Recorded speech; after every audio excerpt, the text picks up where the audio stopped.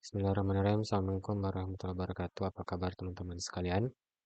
Jumpa lagi bersama saya Ivan. Pada video kali ini kita akan mempelajari secara singkat mengenai materi gejala kuantum, terkhusus pada bagian radiasi benda hitam dan pergeseran Wien. Oke, bagi teman-teman yang baru bergabung, silakan untuk klik subscribe terlebih dahulu. Terima kasih. Jadi kita masuk saja ke pembahasannya. Oke. Hal pertama yang akan kita bahas yakni mengenai radiasi benda hitam. Oke.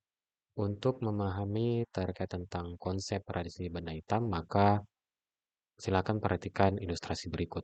Jadi misalkan di sini kita memiliki suatu kotak tertutup, kubus, yang dimana di salah satu sisinya itu terdapat lubang yang sangat kecil. Oke.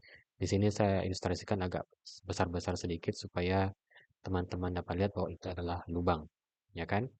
Kemudian pada sisi kubus bagian ini itu saya berikan suatu gelombang elektromagnetik yang dimana gelombang elektromagnetik tersebut itu dapat masuk ke dalam lubang sehingga berada di dalam kotak.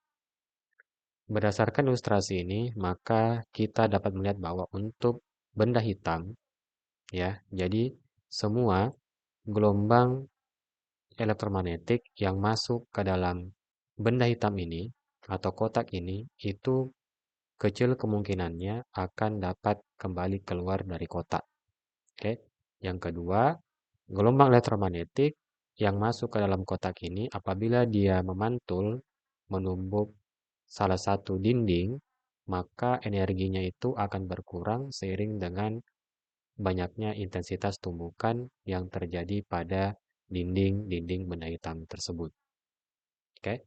Jadi kenapa dikatakan benda hitam? Karena benda itu dia dapat menyerap semua gelombang elektromagnetik yang masuk ke dalamnya tanpa melakukan transmisi. Oke, tapi benda ini juga dapat mengemisikan radiasi apabila dia dipanaskan.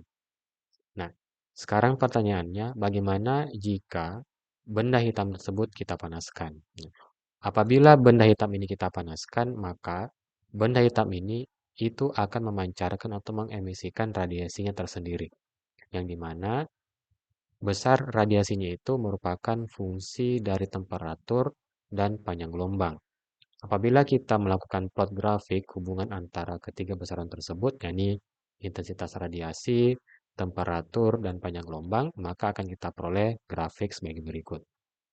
Jadi terlihat bahwa untuk radiasi benda hitam, yang dimana merupakan fungsi dari temperatur dan panjang gelombang, kita lihat bahwa seiring dengan meningkatnya temperatur, maka intensitas puncak dari benda hitam juga itu dia akan mengalami peningkatan. Oke, jadi kurva yang dihasilkan adalah bentuk seperti ini. Pertanyaan selanjutnya adalah bagaimana atau apa formula matematis yang bisa menggambarkan intensitas radiasi tersebut. Nih, persamaan yang mendasari adalah terkhusus pada materi ini yakni konsep yang dikemukakan oleh Stefan Boltzmann, oke, yang menyatakan bahwa radiasi yang dipancarkan itu merupakan sebagai fungsi dari temperatur pangkat 4.